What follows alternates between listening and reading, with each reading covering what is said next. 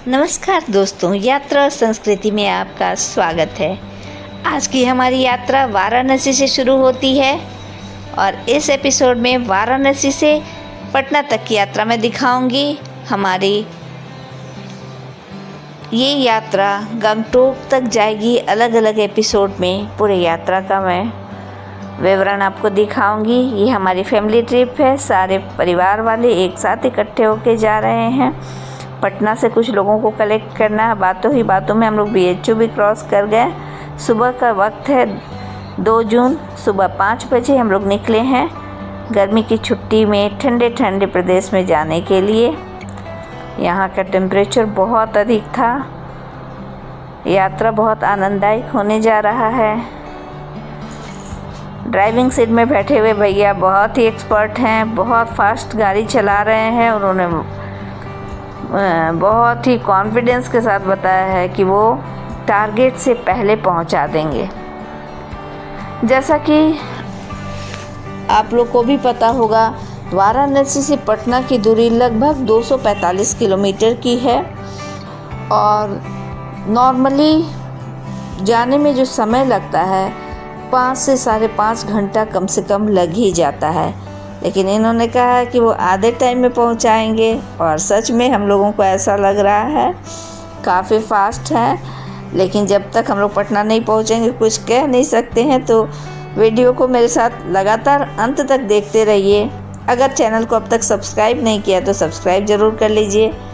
शायद हम लोग टारगेट समय से पहले पूरा कर सकें, तो इस वीडियो को अंत तक देखते रहिए। बातों ही बातों में हम लोग रामनगर के पुल तक आ गए हैं। पुल क्रॉस कर रहे हैं। पहले ये इस तरह से नहीं बना हुआ था, अभी पिछले कुछ वर्षों में इसको बहुत खूबसूरत तरीके से बना दिया गया है। हालांकि दिक्कत होती है कि यहाँ से उस पार जो रामनगर का किला वगैरह हम लोग बहुत सहजता से देख लेते थे, वो नहीं देख पाते हैं। लेकिन फिर भी ये बहुत सेफ़ हो गया है, लोगों के लिए सुरक्षित हो गया है। कोई यहाँ से गिर ना सके या कुछ इस तरह की घटनाएं घटित होती थी, लोग कूदते थे, तो उस हिसाब से काफ़ी सुरक्षित हो चुका है ये पुल।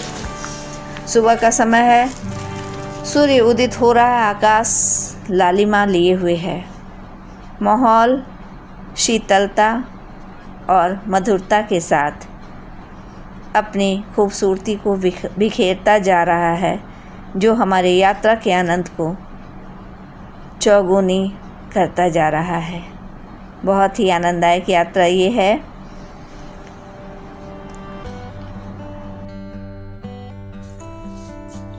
इस तरह हम लोग पुल पार करके रामनगर में प्रवेश कर रहे हैं। उसका मुख्य द्वार है और मुख्य द्वार में प्रवेश करने के साथ ही आपको साइड में दिख रहा होगा पिंक कलर का, ये रामनगर के किला का मुख्य द्वार है। अंदर बहुत अच्छा संग्रहालय है।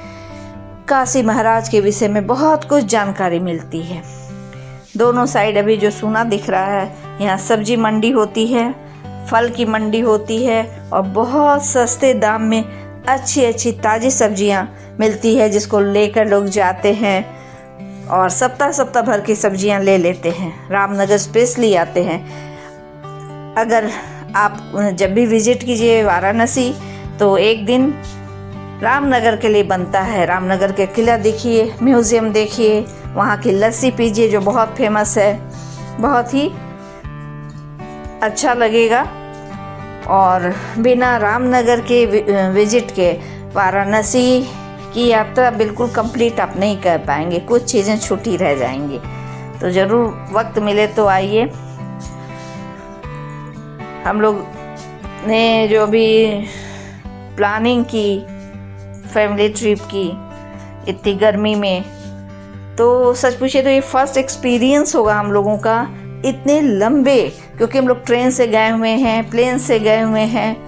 कश्मीर के समय हम लोग ट्रेन से गए थे, तो शुरू में लग रहा था कि बहुत टफ है, लेकिन लगा कि एक एडवेंचर की तरह लेके देखना चाहिए सड़क यात्रा, क्योंकि बहुत सारे यूट्यूबर्स का हमने देखा, ब्लॉग्स देखा और हम लोग भी मोटिवेटेड हुए कि नहीं, जब सब लोग जा सकते तो हम लोग क्यों नहीं जाएंगे।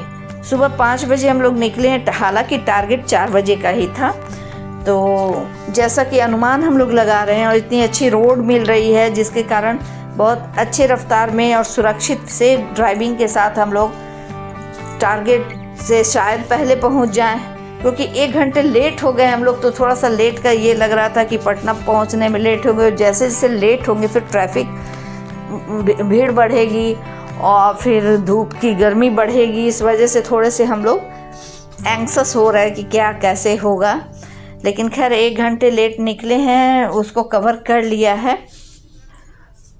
तो अच्छे से हम लोग टाइम पे इसलिए भी पहुंच सकते हैं कि इन दिनों वर्तमान में ऑल ओवर इंडिया में बहुत ही सुव्यवस्थित सड़क, बहुत ही अच्छे तरीके से सड़क का निर्माण हो चुका है।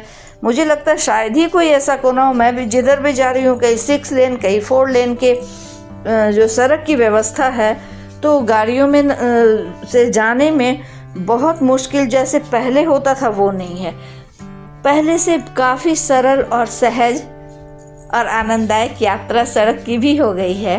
तो हम लोगों का ये फर्स्ट एक्सपीरियंस है, उम्मीद है कि अच्छा ही होगा।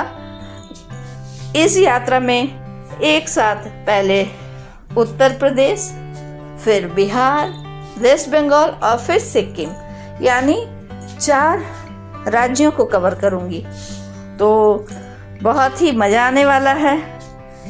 आप लोग ट्रैवल पसंद करते हैं, यात्रा पसंद करते हैं, तो इस एपिसोड को ज़रूर देखेंगे, क्योंकि इस एपिसोड में मैं जगह तो नहीं दिखा रही हूँ, लेकिन उस जगह पहुँचने की यात्रा को मैं दिखा रही हूँ। तो यात्रा का भी एक अपना अलग आनंद होता है और बहुत ही एक्सपीरियंस मिलता है।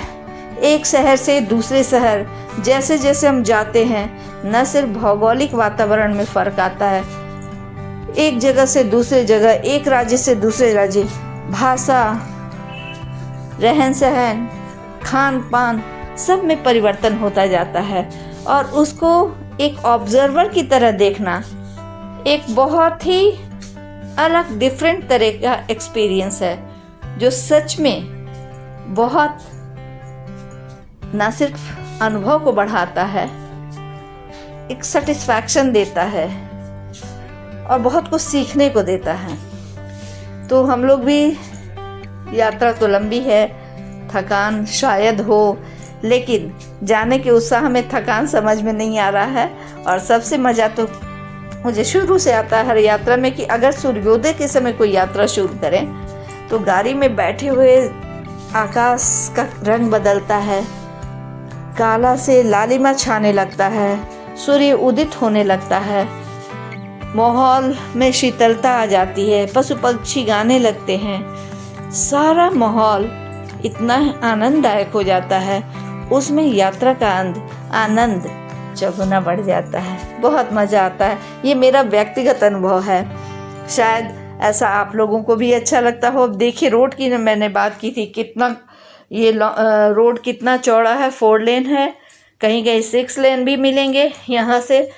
अब पहाड़ी जगहों में थोड़ी दिक्कत ज़रूर होगी, क्योंकि पहाड़ों पे सड़क बनाना, सड़क पे यात्रा करना न सिर्फ डेंजरस होता है, बहुत ही कठिन और संघर्षमय होता है।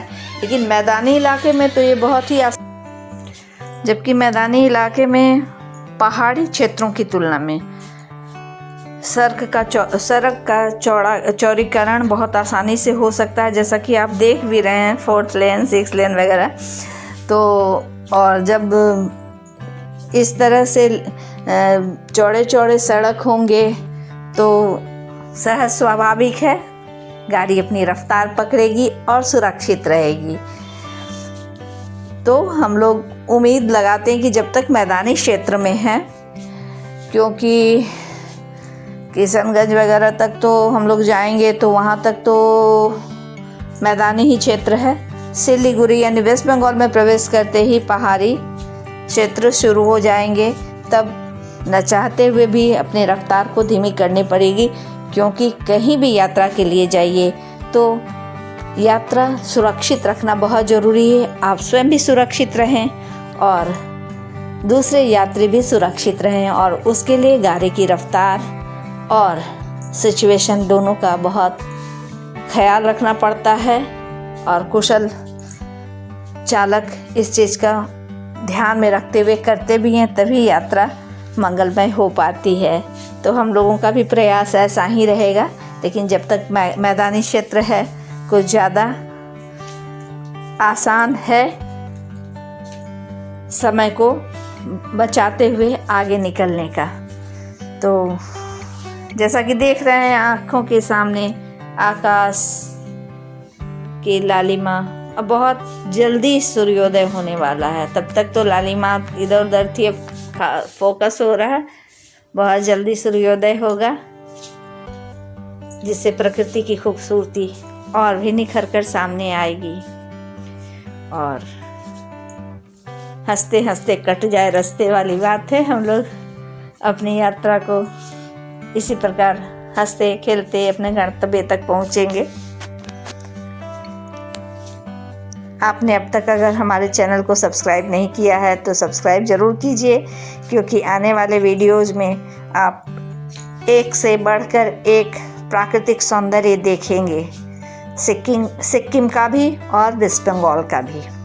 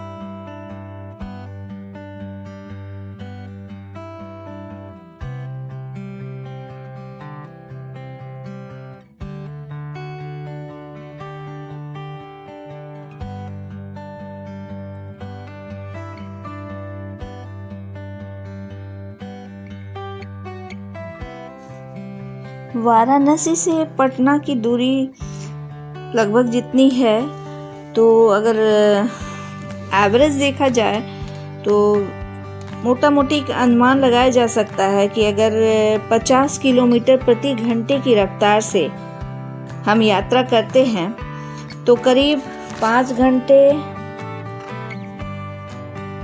और 5.5 घंटे तक में पहुंचा जा सकता है। लेकिन ये सब डिपेंड करता है ट्रैफिक, क्योंकि अगर ट्रैफिक बहुत अधिक मिलती है तो काफ़ी अधिक अनुमान से काफ़ी अधिक वक्त लग सकता है, और अगर ट्रैफिक का सामना नहीं हुआ तो हो सकता है कि जो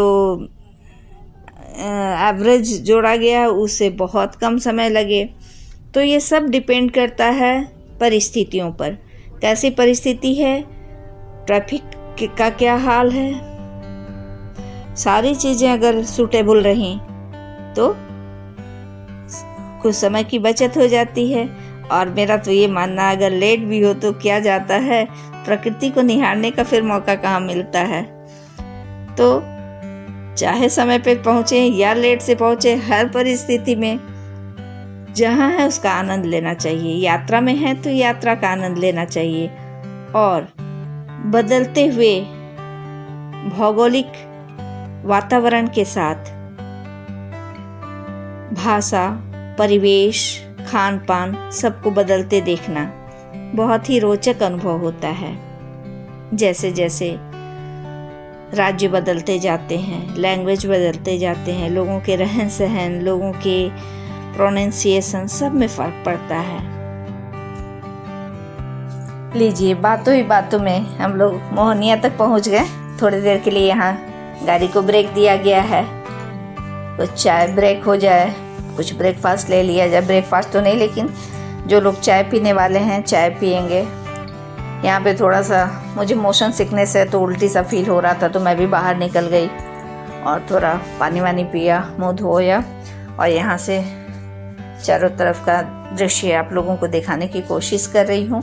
इसके बाद यहीं आगे कोचेस वाले रास्ते से हम लोगों को मुड़ना है, जहाँ से आरा होते हुए पटना तक पहुँचेंगे। 5 मिनट का ब्रेक ज़रूरी भी था, क्योंकि जब से हम लोग चले थे 1 सेकेंड भी रुकी नहीं थी गाड़ी। थोड़ी सी गाड़ी को भी आराम मिलनी चाहिए और थोड़ा सा हम लोगों का भी चेंज हुआ। यहाँ कुछ पेपरमिंट वगैरह लेकर हम लोग फिर निकल पड़े अपने मंजिल की ओर बढ़ने के लिए, गंतव्य तक पहुँचने के लिए। कोचस वाले रास्ते से आरा के पास जो आगे आप देखेंगे थोड़ी दूर कुछ रोड है जो बहुत तंग है और बहुत भीड़ भाड़ होती है, तो वहाँ हमेशा टाइम लगता है। कुछ बहुत ज़्यादा दूर नहीं, थोड़े ही दूर का एरिया है जहाँ पे बहुत कंजस्टेड रहता है, भीड़ भाड़ होती है और आप कितना भी कोशिश करें वहाँ वक्त लग ही जाता है। तो खैर ये सब तो पता ही है। आगे आगे हम लोग चलते हुए अब अंताक्षरी के मूड में आ रहे हैं, कुछ गाते बजाते या एंजॉय करते हुए निकलेंगे तो यात्रा और आनंददायक हो जाएगी।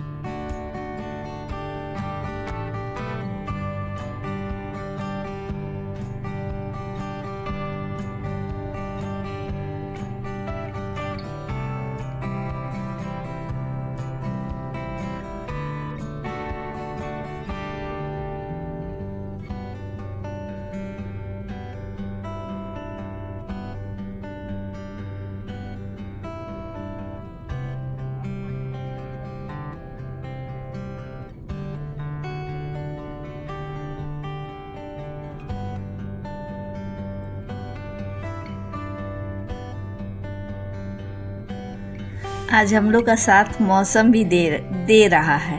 लगातार बादल छाए हुए हैं और नॉर्मली सुबह से ही गर्म हवाएं बहने लगती थीं, वो स्थिति नहीं है। माहौल में काफ़ी शीतलता है जो लंबे समय से नहीं था। तो कहीं ना कहीं ईश्वर कृपालु हैं कि मौसम भी हम लोगों का साथ दे रहा है। आप देख सकते हैं पूरे आकाश बादलों से ढके हुए हैं। सुबह का समय है, मौसम बहुत ही खुशनुमा हो रखा है, रास्ता भी बहुत ही अच्छा है। ले देकर यात्रा बहुत ही मंगलमय और आनंददायक हो गया है।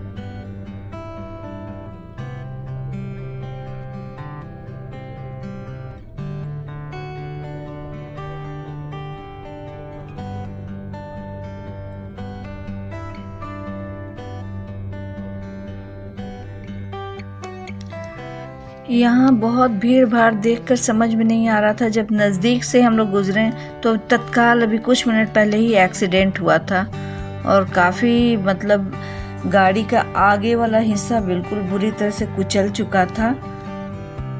इसी वजह से कहा जाता है सावधानी हटी दुर्घटना घटी। गाड़ी चलाते समय बिल्कुल सावधान होकर चलना चाहिए ताकि इस तरह की दुर्घटनाओं से बचा जा सके। क्योंकि सबसे कीमती इंसानी जीवन है। किसी भी कीमत में उसको नुकसान नहीं पहुंचाना चाहिए। तो यात्रा करने वाले सभी यात्री, सभी लोग इस बात का हमेशा ख्याल रखिए कि यात्रा सिर्फ आनंददायक ही ना हो बल्कि सुरक्षित हो। सेफ ड्राइविंग बहुत ज़रूरी है। इस बात का सबको ज़रूर ख्याल रखना चाहिए। यात्रा के समय अपने वाहन और सड़क पे जाने वाले लोगों दोनों की सुरक्षा का पूरा ख्याल रखना चाहिए।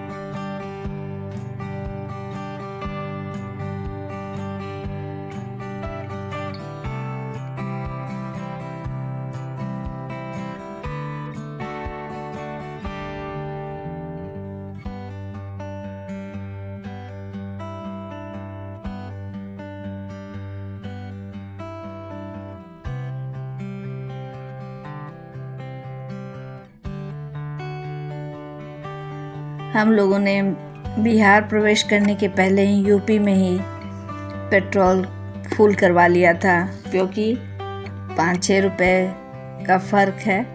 यूपी में पेट्रोल का दाम बिहार की तुलना में कुछ सस्ता है, तो इस वजह से हम लोगों ने पहले ही कर लिया था।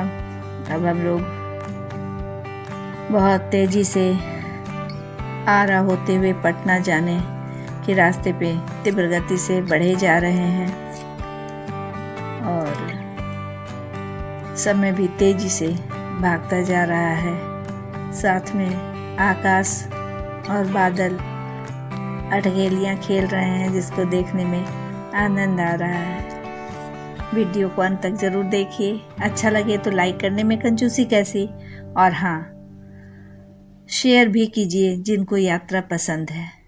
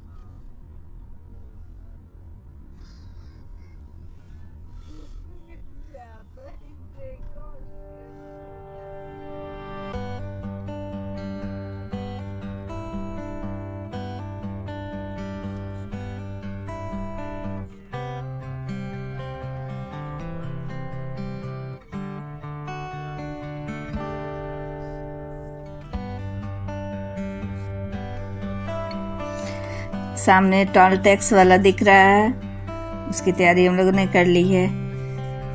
यहाँ से गंगटोक तक कई टोल टैक्स देने होंगे और वो ज़रूरी भी है, क्योंकि हमारे इसी टैक्स से सड़क निर्माण कार्य में, देश के विकास में योगदान होता है, तो हमें अपना फ़र्ज़ ज़रूर अदा करना चाहिए।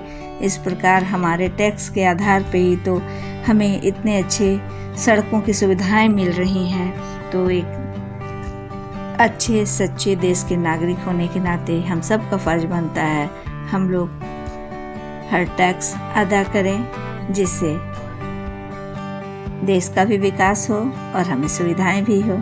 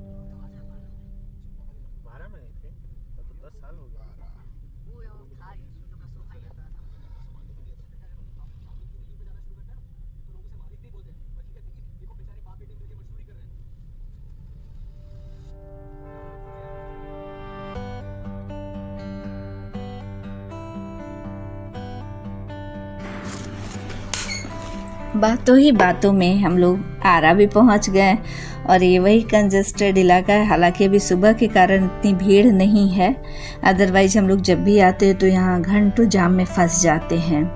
तो सौभाग्य बस यहाँ जाम का मौका तो नहीं मिला है। थोड़ी बहुत भीड़ है, लेकिन सामान्य तौर पे जो यहाँ जाम की स्थिति होती है वैसा नहीं है और हम लोग आरा से भी बहुत ही आसानी से आगे निकल गए और फिर हम लोग अपनी रफ्तार पकड़ के पटना अर्थात गंतव्य तक निकलने चल पड़े हैं। बहुत जल्दी हम लोग अब पटना भी पहुंच जाएंगे।